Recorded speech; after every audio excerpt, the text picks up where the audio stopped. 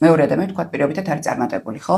მე თუ ვიცი როგორ მიაღწია წარმატებას, რას აკეთებს ამისათვის, რა გზებს გადის და ანუ კიდე ბევრი რაღაცაა, მეც შემიძლია გავიმეორო იგივე და ძალიან დიდია ალბათობა, რომ მეც იგივე შედეგზე გავიდე.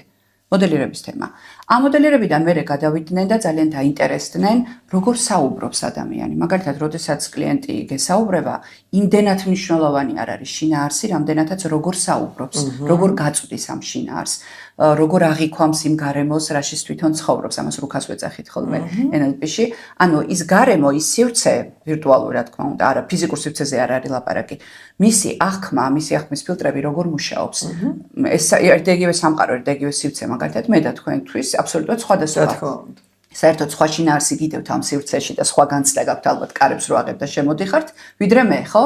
თქვენი აღქმის ფილტრები სხვანაირად მუშაობს. თქვენთვის აქ მნიშვნელოვანი რაც არის, მე იმას შეიძლება ვერ ვხედავდე და პირიქით დავინახო ისეთი რაღაცა მნიშვნელოვანი, რასაც თქვენ საერთოდ ყურადღებას ვერ აქცევთ.